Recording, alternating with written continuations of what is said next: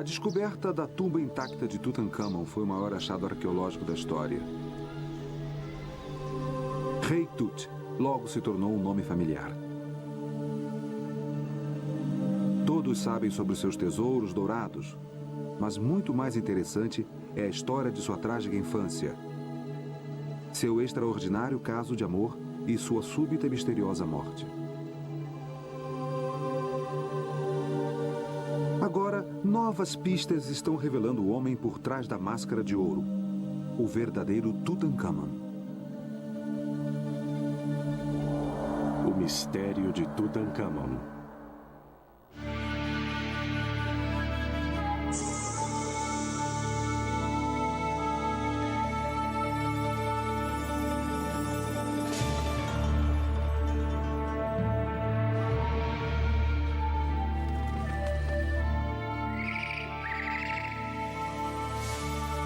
Os grandes egípcios.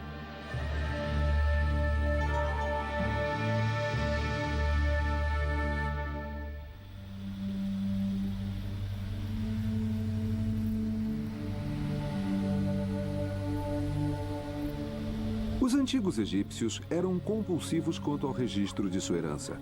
Eles escreviam tudo, sobre as batalhas, prisioneiros, oferendas feitas aos templos e o mais importante, sobre os seus reis.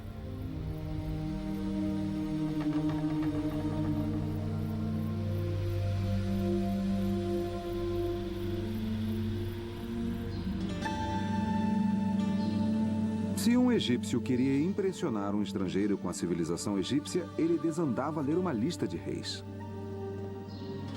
Quando o grande viajante Heródoto visitou o Egito, ele disse: "O sacerdote leu-me, de um registro escrito à mão, os nomes de 330 monarcas." Os egípcios tinham tanto orgulho de sua longa história que registravam os nomes de seus reis nas paredes dos templos. A lista que está melhor preservada encontra-se no templo de Sete I, em Abidos.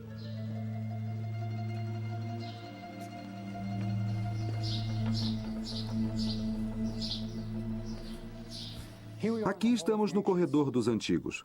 Há 3.000 anos, um ritual religioso muito importante ocorreu aqui. Sete I, lendo os nomes de seus ancestrais, garantiu que eles receberiam alimentos no mundo por vir. Este é Sete. E este jovem com uma trança sobre a face é um príncipe chamado Ramsés, que depois ficou conhecido como Ramsés o Grande. Em sua mão, ele segura um rolo de papiro. Ele está lendo os nomes. E aqui estão os nomes dos reis. Eles vão de Menes, o fundador do Egito, ao próprio Sete. Cada nome está numa cártula. É uma moldura de corda ovalada que magicamente circunda o nome do faraó. Um pouco de proteção mágica sempre ajuda. Acima, ele diz o que está acontecendo. É uma oração para os mortos. Kiptah Socorro-Cyrus, o senhor da tumba, que está no templo de Sete, possa dar oferendas aos reis do Alto e Baixo Egito do Senhor das Duas Terras, Sete I. Que eles possam ter pão, cerveja, roupas, alabastro, tudo de que precisavam. E aqui estão os nomes dos reis que receberiam essas oferendas. Aqui está Quéops, o construtor da Grande Pirâmide. Aqui embaixo, Amenhotep III. Ele reinou durante o período de maior prosperidade do Egito. Mas há um problema aqui. O nome do rei mais conhecido do mundo está faltando. Onde está Tutancâmon?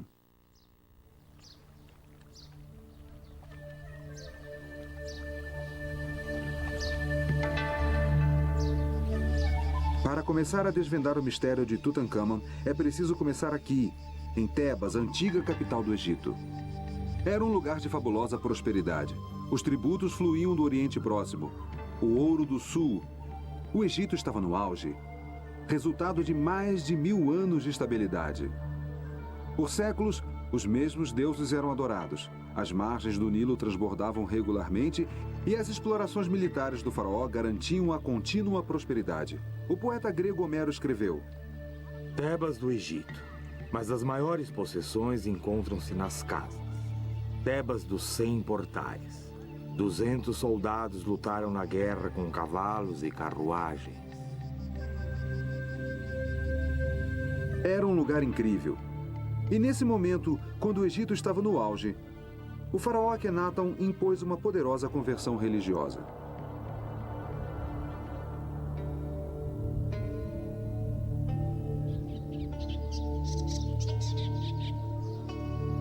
O divino e absoluto soberano do Egito tornara-se um herege.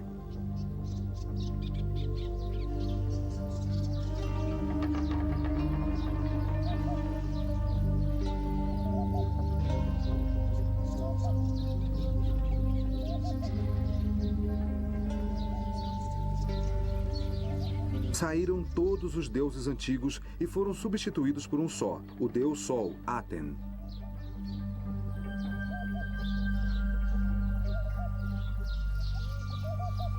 Com um pequeno séquito de seguidores, ele mudou a capital da gloriosa Tebas para um descampado desértico a 150 milhas da moderna Cairo, um local hoje chamado de Tel El Amarna. Foi aqui, durante este período único dos 3.000 anos de história do Egito, que Tutankhamon nasceu. O faraó Akhenaten começou a construção de sua nova cidade, estabelecendo marcos de fronteira para definir os seus limites. Ele proclamou que havia um só Deus, o Aten, o Deus Sol. E todos os deuses familiares que os egípcios haviam adorado por anos haviam partido. Não havia mais Osíris, o deus dos mortos, ou Anubis, o deus da mumificação com cabeça de chacal. Não mais Hathor, a deusa da música e do amor, e Bes, o anão com cabeça de leão tocando o seu tamborim. Havia apenas Aten, o disco solar, cujos raios davam vida a tudo.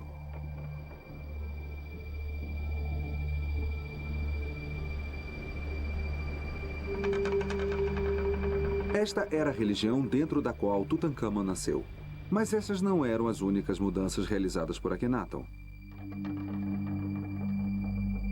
Da noite para o dia, mudou o estilo da arte, de formal para naturalista.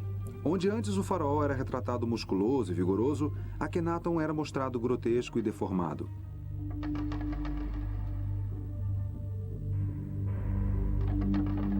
Nunca na história egípcia um faraó havia sido retratado deste modo.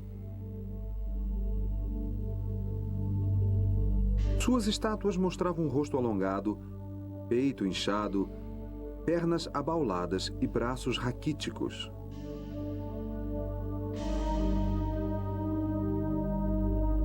Até mesmo a esposa do faraó, a famosa Nefertiti, apresentava braços compridos e um pescoço descomunalmente alongado. Suas 6 filhas, as princesas, foram retratadas com cabeças hidrocefálicas, deformadas, com o crânio projetado para trás. Quando os primeiros egiptólogos descobriram essas estátuas grotescas, eles imediatamente perceberam que algo bizarro havia acontecido aqui. E mais surpreendente ainda era a maneira como a família real foi retratada junta. Todos eram mostrados em cenas íntimas, beijando-se e tocando-se. Akhenaton frequentemente era mostrado segurando uma das filhas no joelho num doce momento familiar. Desde o início da civilização egípcia, nenhuma família real havia sido retratada dessa maneira. Séculos de tradições simplesmente tinham desaparecido. Akhenaton também mudou o sistema político que havia sido tão bem sucedido para o Egito. No passado, a dominação egípcia sobre o Oriente Próximo tinha sido construída sobre um grande exército liderado pelo faraó. Tendo o rei à sua frente, o exército marchava em direção aos países estrangeiros para ampliar as fronteiras do Egito. Depois que o exército conquistava a nova terra, voltava com tudo de valor que podia carregar. Esperava-se que um tributo anual fosse enviado, senão o exército voltaria. Era um sistema simples e o Egito enriqueceu muito. Akhenaton recusou-se a fazer isso. Ele simplesmente não estava interessado. Na sua cidade isolada, ele se dedicava às orações ao deus Aten e passava o tempo com sua esposa Nefertiti e suas filhas. Akhenaton transformou o papel de faraó, de líder político, em líder religioso. Foi uma época notável para o Egito, e Tutankhamon nasceu nesse tumultuado mundo. Do outro lado do rio Amarna, os escavadores descobriram uma inscrição que afirma que o pai de Tutankhamon era um faraó. Mas qual faraó? A resposta foi encontrada em um vale remoto, onde Akhenaton construiu a sua tumba.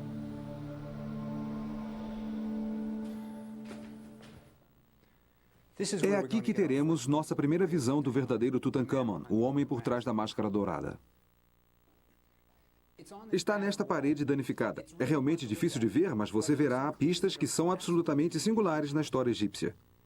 É uma cena da morte de um membro real. Veja este bebê aqui. Ele está no colo de uma enfermeira. E aqui temos um homem com um leque. Isso significa que há um nascimento real. E aqui, Akhenaton e Nefertiti. Eles estão de luto jogando areia sobre suas cabeças. Uma tradicional maneira de demonstrar luto. Aqui está a cama onde a princesa morreu. E aqui está ela. A morte desta princesa permitiu que Jeffrey Martin, um dos maiores egiptólogos do mundo, fizesse uma importante descoberta.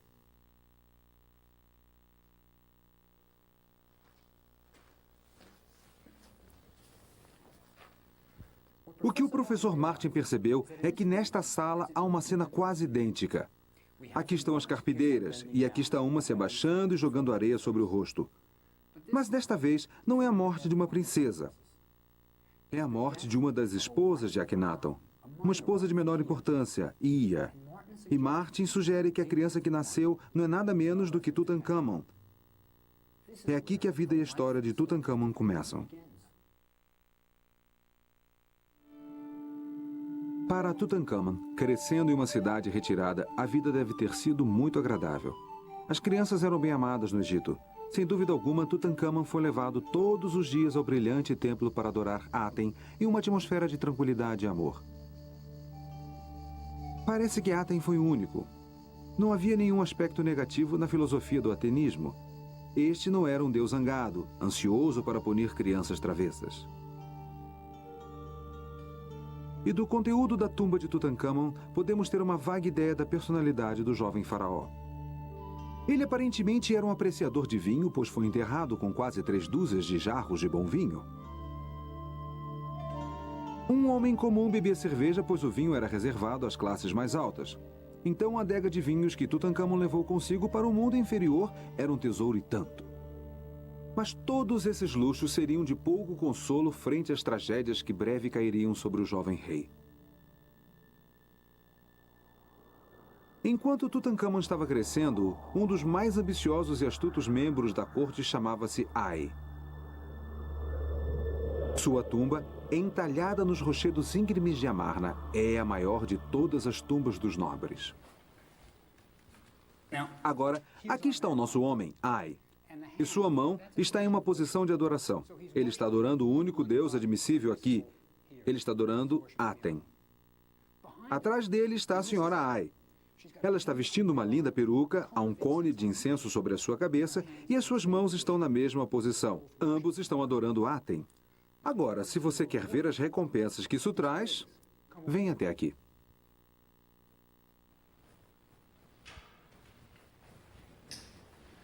Aqui está uma cena que mostra como você era recompensado em Amarna.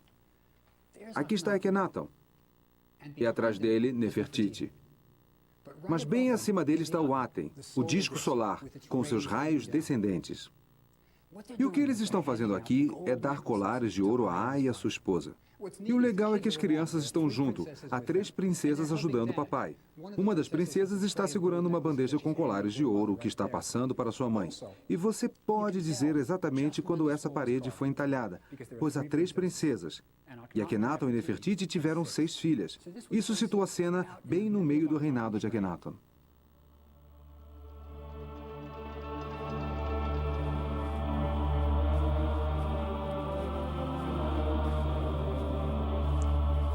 E como em todo o resto de Amarna, aqui também existe um mistério. Veja essas colunas. Estão inacabadas. A tumba não está completa. Quando os operários chegaram neste ponto, eles deitaram as suas ferramentas e nunca mais voltaram. Sabemos que Ai continuou vivendo anos depois disso. Então, por que o funcionário mais poderoso de Amarna deixou a sua tumba inacabada bem no meio do reinado do faraó? Ai interrompeu o trabalho em sua tumba porque não estava bem em Amarna e não tinha a menor intenção de viver ali. Akhenaton era um líder religioso, mas econômica e politicamente o Egito estava em rápido declínio. Os territórios estrangeiros foram perdidos. Os embaixadores egípcios escreveram que não eram mais respeitados e que o exército estava abandonado. Até mesmo a nova religião não era um sucesso. O povo sentia falta de seus antigos deuses e Akhenaton e Nefertiti foram obrigados a subornar os habitantes de Amarna para que aparentassem fidelidade. No 17º ano de seu reinado, Akhenaton morreu, sob circunstâncias desconhecidas. Algum tempo antes da morte de Akhenaton, Nefertiti não é mais citada, e só podemos presumir que ela também tenha morrido.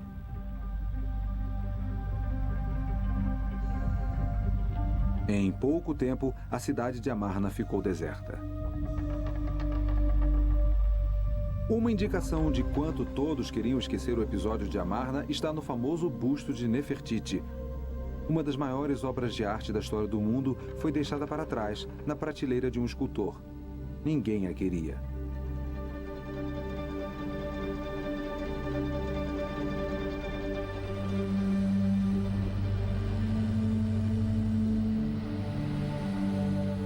O Egito agora estava sem rei ou rainha.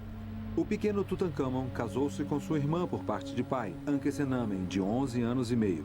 O jovem Tutankhamon, o único herdeiro homem, tornou-se assim faraó.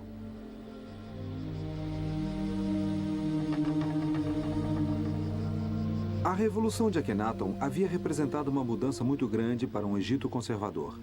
Tebas, com seus 2 grandes templos, tornou-se novamente o centro religioso do país, onde milhares de sacerdotes, negligenciados durante os 17 anos da experiência de Amarna, finalmente puderam retomar os seus rituais e adorar os deuses do Antigo Egito. Tutankhamon, acompanhado de sua jovem esposa Ankhesenamen, passou a morar no palácio de seus ancestrais. Imagine como deve ter sido para o jovem ser arrancado do único lar que ele conhecia e levado para uma cidade que ele nunca havia visto.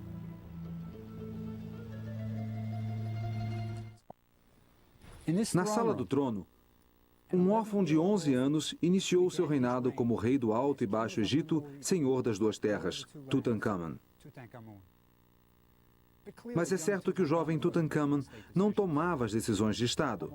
Com certeza era Ai, promovido ao papel de vizir, o maior cargo oficial da nação, que estava determinando o destino do Egito.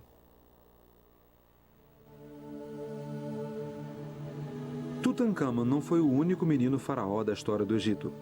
Uma carta, escrita 1000 anos antes por um outro menino rei, lembra-nos que apesar de Tutankhamon ser o rei do Alto e do Baixo Egito, ele também era uma criança.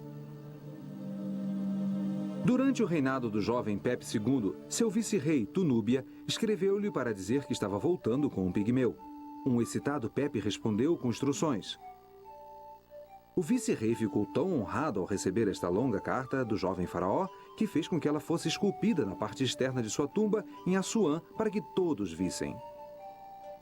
Venha para o palácio imediatamente. Deixe tudo e traga o pigmeu. Quando ele descer com você para o barco, que ele seja guardado por um homem forte de cada lado. Cuidado para ele não cair na água. À noite, quando ele dormir, escolha homens de sua confiança para dormir com ele na sua tenda. Inspecione-o 10 vezes por noite. A minha majestade deseja ver esse pigmeu mais do que os frutos do Sinai e de Punt. Ele pode ter sido um faraó, mas ainda assim era uma criança. Nas suas jovens vidas, Tutankhamon e sua esposa Ankhesenamen já tinham visto muitas tragédias. Eles devem ter criado laços fortes durante o devastador resultado da morte de seu pai, Akhenaton. E após a morte de Akhenaton, não há menção alguma à rainha Nefertiti, que provavelmente morreu na mesma época.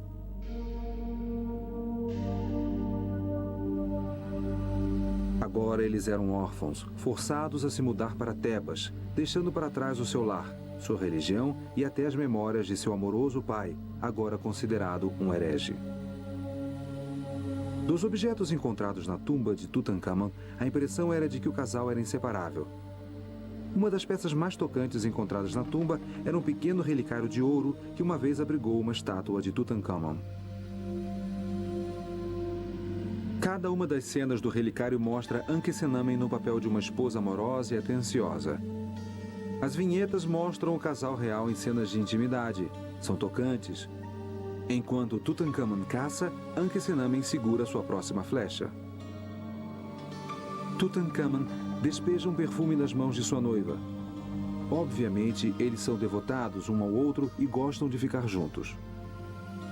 Por motivos políticos, a cerimônia de seu casamento ocorreu quando ainda eram crianças. Mas existia claramente uma real ligação afetiva entre marido e mulher. O relicário provavelmente foi encomendado por Ankhesenamen como um presente para seu marido. De certo modo, foi uma carta de amor escrita em ouro.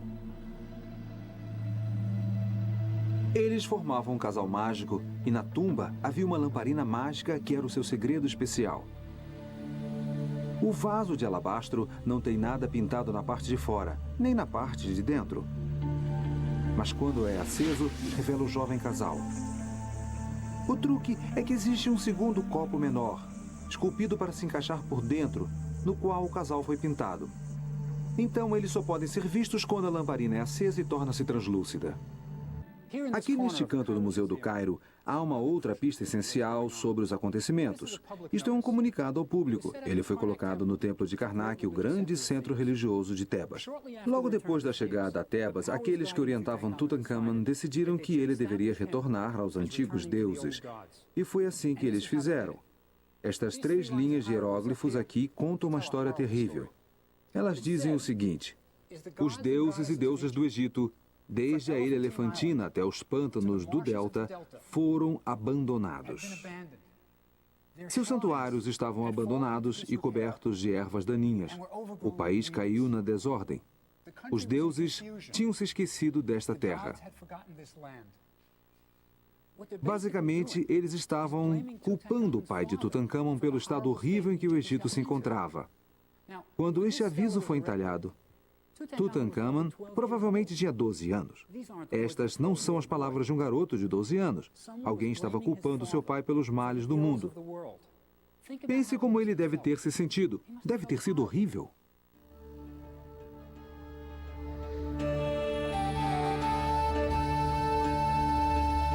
Quando Tutankhamun voltou para Tebas, uma das primeiras coisas que fez foi completar um monumento começado por seu avô, Amenhotep III.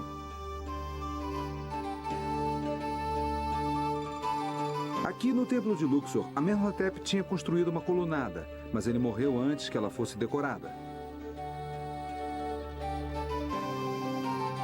As cenas que Tutankhamun escolheu são do mais importante e tradicional festival em Tebas, o Festival de Apet.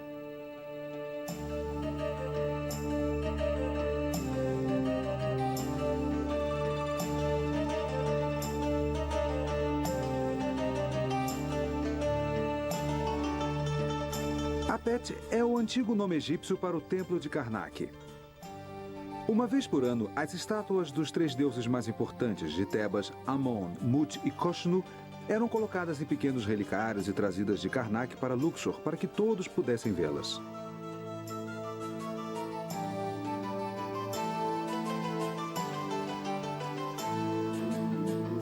Havia procissões e as mesas eram empilhadas com peças de carne como oferendas para os deuses. Músicas, palmas, cantos e danças. Era um momento de excitação e Tutankhamun retratou tudo isso.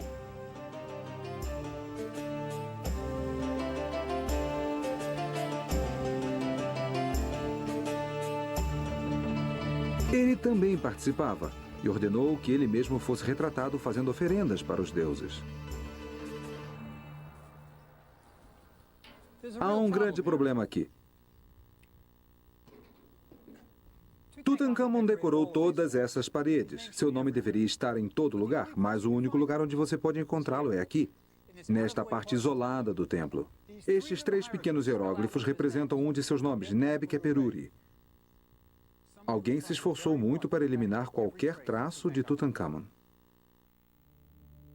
Tutankhamun e Ankhesenamen, sem dúvida alguma, eram muito unidos devido às tragédias que suportaram juntos. A escavação da tumba de Tutankhamun revelou ainda uma outra tragédia que partilharam juntos. Ankhesenamen havia sofrido 2 abortos. Em uma pequena câmara, fora da câmara funerária, 2 caixões em miniatura foram encontrados. Dentro deles havia 2 fetos. Howard Carter, o descobridor da tumba, desembrulhou o feto menor e percebeu que ele tinha uns 5 meses de maturidade e não mostrava sinais de ter sido mumificado. O segundo feto foi enviado para o Dr. Douglas Derry, professor de anatomia da Universidade do Cairo. Ele o desembrulhou e percebeu que era o feto de uma menina de 8 meses. Este havia sido embalsamado. Derry mencionou que ele encontrou no crânio o arame que os embalsamadores utilizavam para remover o cérebro. Os fetos, curiosamente, desapareceram nos anos 30, mas recentemente o feto maior foi redescoberto no Hospital Kasarel Ain, onde Derry o havia guardado. Quando o feto menor foi encontrado no ano passado, o Dr. Fauzi Gabala, dirigente do Departamento de Anatomia, convidou-me para examinar os 2 fetos.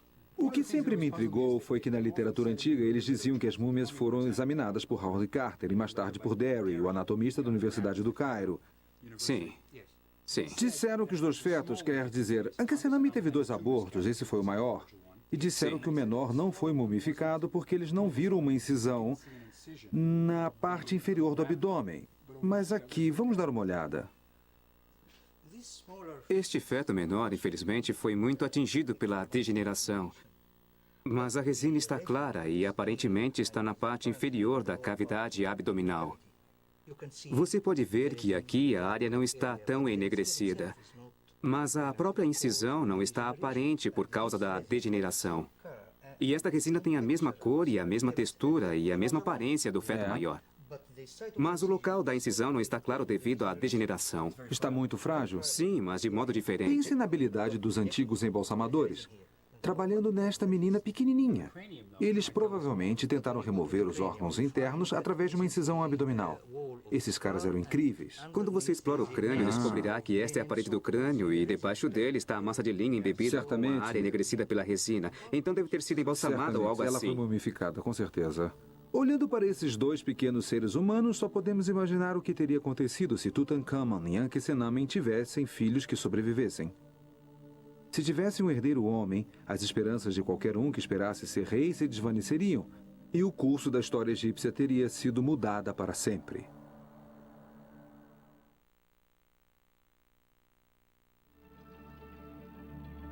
E ocultando-se nas sombras estava o pior pesadelo do menino rei.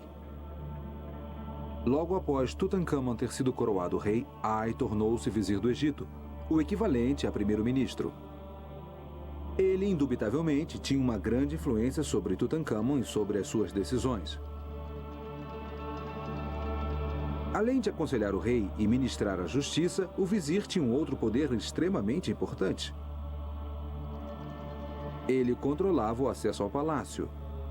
Ninguém podia entrar ou sair sem o seu conhecimento e permissão.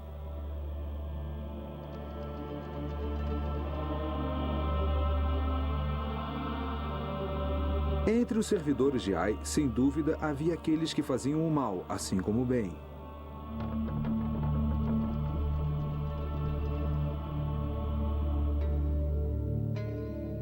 Uma das raras imagens que temos de Tutankhamun em seu papel oficial como faraó está na tumba de Oi, seu vice-rei para Núbia. Aqui podemos ver o jovem rei realizando seus deveres oficiais sozinho.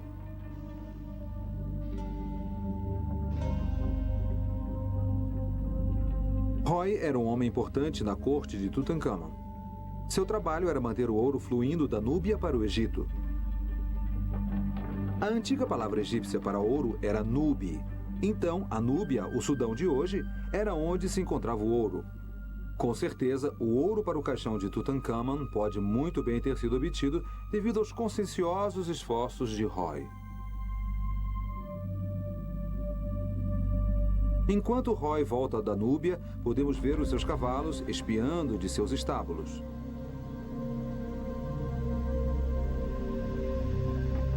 A decoração de sua tumba é dominada por núbios, trazendo seu tributo a Tutankhamun.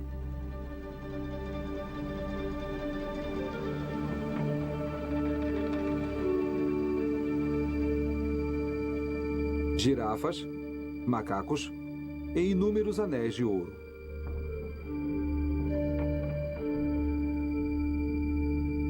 Quando Roy foi enterrado, Tutankhamun era um jovem amadurecido, capaz de pensar por si mesmo.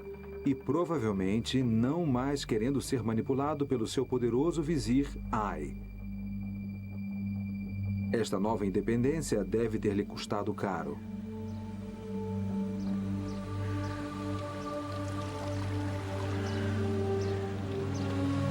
E depois, súbita e misteriosamente, com apenas 20 anos de idade, Tutankhamon morreu. Seu corpo foi mumificado, transportado de balsa até a margem oeste do rio, o lugar dos mortos. E ali ele foi enterrado com os outros faraós do Egito, no Vale dos Reis. Esta é a mais famosa tumba do mundo. Mas todos que a visitam ficam desapontados. Não é grande coisa, é? Mas ninguém esperava que Tutankhamon morresse tão jovem. Ele não teve tempo de preparar uma tumba apropriada, mas ainda existem coisas maravilhosas dentro dela, como aqui. Tutankhamon ainda está aqui, neste sarcófago. Não é legal? Ele foi o único que deixaram em sua tumba. E aqui estão outras coisas maravilhosas, as pinturas. Se você souber como lê-las, elas lhe contarão a respeito do enterro de Tutankhamon. Levou 70 dias para mumificar o corpo, e esse foi todo o tempo que tiveram para os preparativos de sua tumba. Tiveram que arrumar os caixões, os móveis, as esculturas. Tudo tinha que estar aqui e eles tinham que fazer os rituais religiosos. Mas eles também tinham que escolher um novo rei e isso era um problema. Tutankhamon não deixou nenhum filho e o único membro real vivo era Ankhesenamen. Mas a parede aqui, ela mostra o dia do enterro. Aqui está a múmia de Tutankhamon. Ele está num trenó funerário. E esses 12 caras aqui, eles o estão puxando para dentro de sua tumba. E as pequenas faixas na cabeça são para o luto, e esses são os funcionários no palácio. Mas você sabe o que não está ali? Ai! Ele está aqui. Olhe com cuidado e veja o que ele está vestindo. Está vestindo uma pele de leopardo. Este é o traje de um alto sacerdote. E Ai está fazendo o papel do alto sacerdote, realizando a cerimônia da abertura da boca em Tutankhamon. Ele vai dar a ele a vida e o fôlego para o mundo do além. Mas olhe de novo, não é só isso que ele está vestindo. Nesta cabeça está a coroa de Faraó. E a cártula sobre a sua cabeça? Ela tem o nome de Ai. Ai tornou-se Faraó. Ele sucedeu Tutankhamon. E como Ai, um homem comum, tornou-se Faraó? Ankhesenamen deve ter ficado de coração partido com a súbita morte de Tutankhamon, seu jovem esposo. O seu relacionamento havia sido moldado desde crianças, partilhando o trágico resultado de Amarna. Por todo o tumulto e todas as mudanças, eles sempre tiveram um ao outro como amorosos confidentes.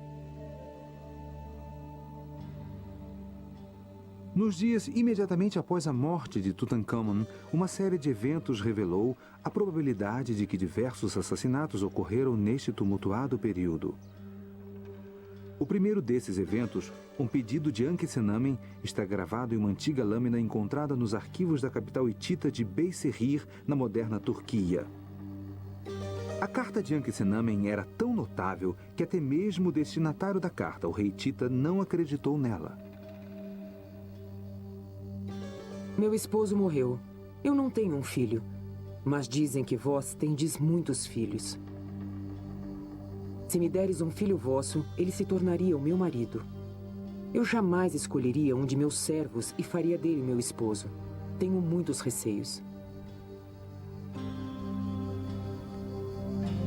Por que Ankhesenamen estaria pedindo para que um esposo lhe fosse enviado de fora das fronteiras do Egito e logo dos hititas, um tradicional inimigo do Egito?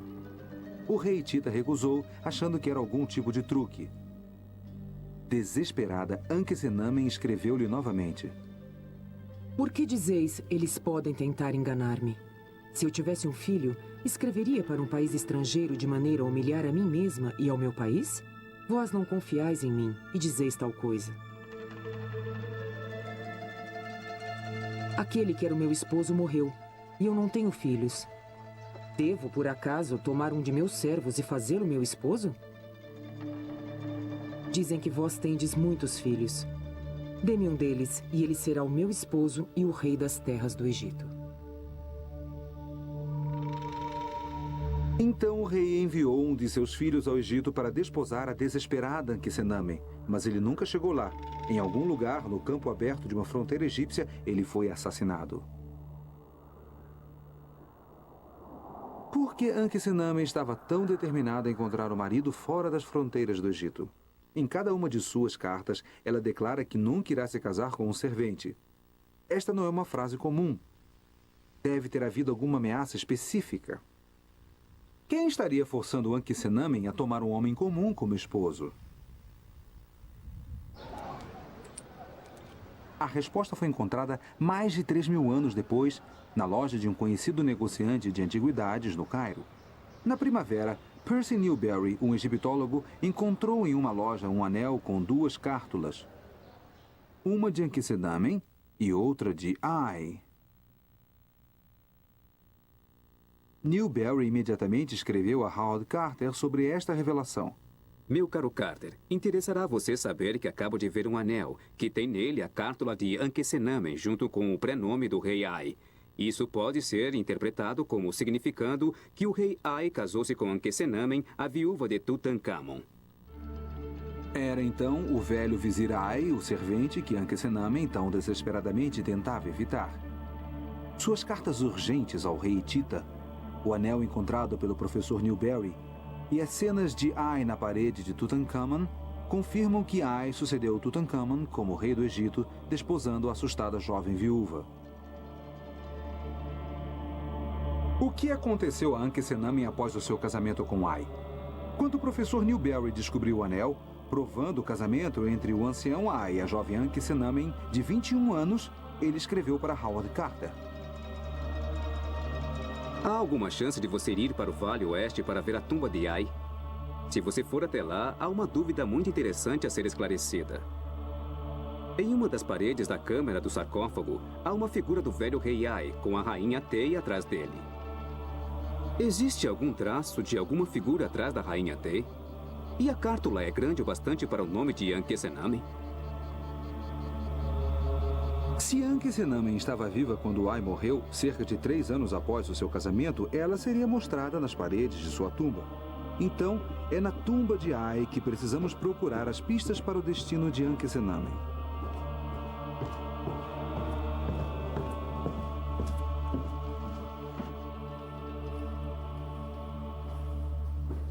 Ai mandou pintar várias cenas nas paredes de sua tumba. Estas são religiosas. Mostram os deuses recebendo Ai, as orações estão sendo feitas por ele.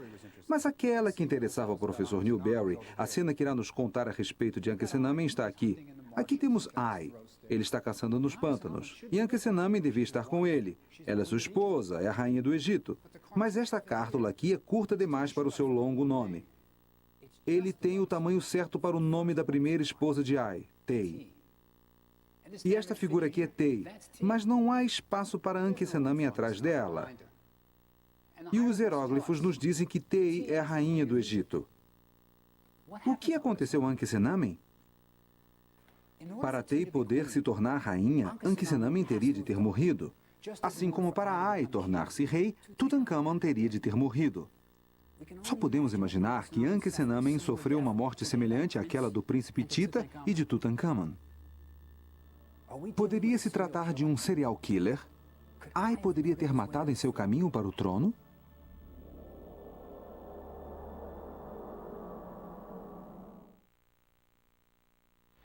Em 1968, mais uma peça na misteriosa morte de Tutankhamon se encaixou. O Dr. R.G. Harrison, um anatomista inglês, realizou um exame médico singular.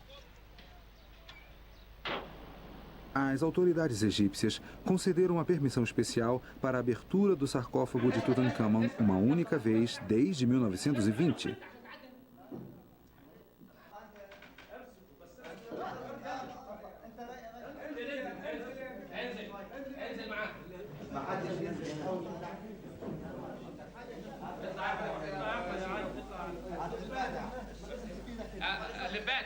Observado por turistas impressionados, o corpo mais uma vez foi revelado.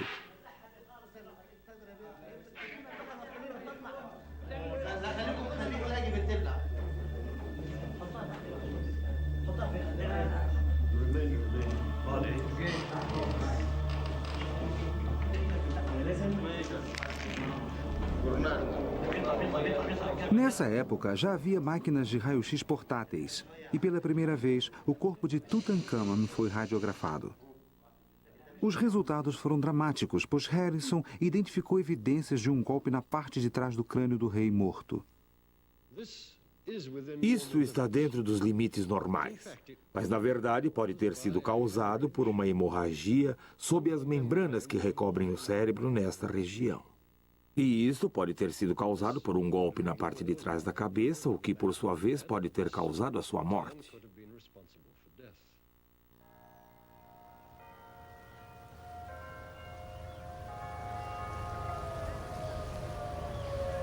Ninguém tinha olhado para os raios-x de Tutankhamon desde que Harrison os havia estudado há mais de 30 anos. Então eu decidi conseguir uma cópia e levá-la para um conhecido radiologista da minha escola, o C.W. Post Campus da Universidade de Long Island. Aí está. Bem, a teoria que o Dr. Harrison propôs é bem interessante, porque eu acho que há uma interrupção aqui no osso occipital, na parte posterior do crânio, que pode representar uma pequena fratura. E ele então sentiu que essa área escura aqui representava o coágulo. Aham. Se for assim, e este é o outro lado do coágulo, isto sugere que o coágulo calcificou. Significaria que isso estava aí já há algum tempo, talvez diversos meses. Seria preciso estar vivo na época para obter essa calcificação. Então, se Tutankhamon recebeu um golpe na parte de trás da cabeça, ele teria sobrevivido, não morreu imediatamente. Se isso for um coágulo, como supôs... Certo. Agora, o É que... verdade, ele teria que ter Qual teria sido sobrevivido o por seu um bom estado de tempo. consciência? Ele estaria inconsciente ou... Inicialmente, ele poderia de algum modo viver, mas com certeza, com um coágulo desse tamanho na área confinada, que chamamos de fossa posterior, a parte de trás do crânio,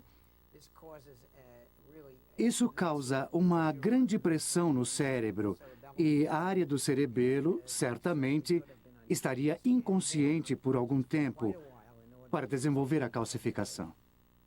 Interessante. O que pode me dizer sobre a sua posição no momento do golpe? Em que posição ele estava quando recebeu esse golpe na parte de trás da cabeça? É um lugar normal para se receber um golpe? Não de um modo geral. Está bem próximo à base do pescoço. Aqui, temos um manequim, talvez eu possa lhe mostrar. Por favor, mostre. Agora, se ele estivesse deitado assim, o golpe teria que ser dado bem aqui, no pescoço, entre esta área e a base do crânio. Há um crânio aqui, eu vou pegar.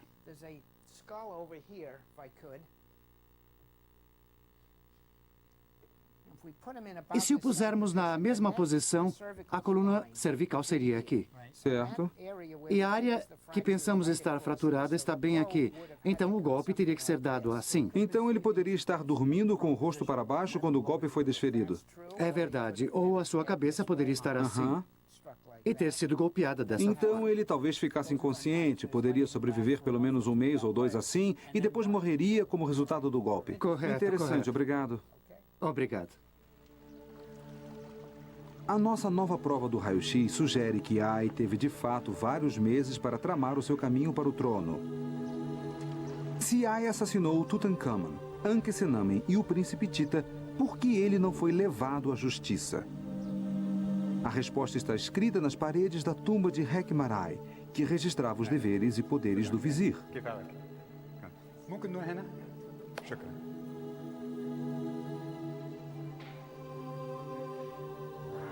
ممكن هنا؟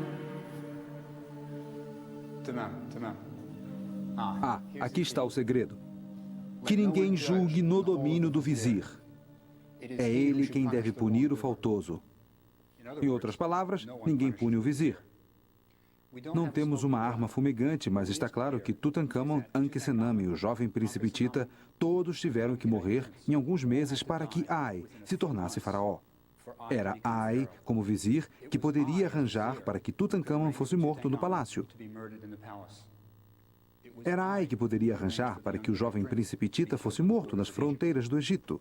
E somente Ai poderia forçar Ankhesenamen a casar-se com ele e depois mandar matá-la.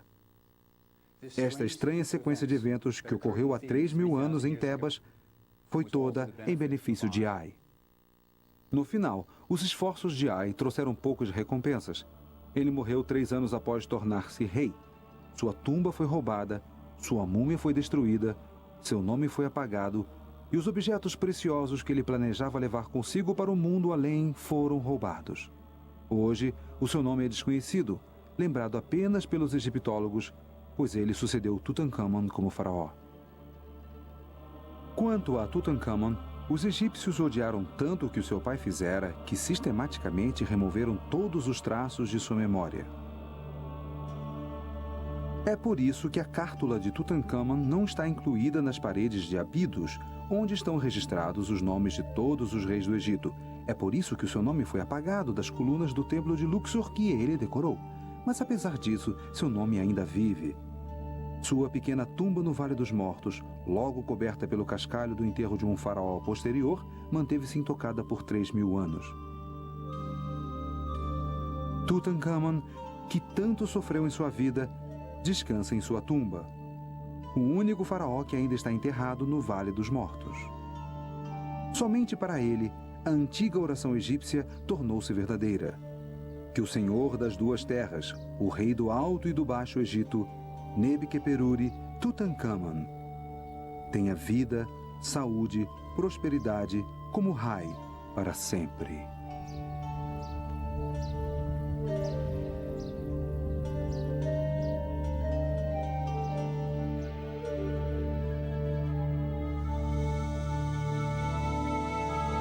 Versão brasileira. Tempo Filmes, São Paulo.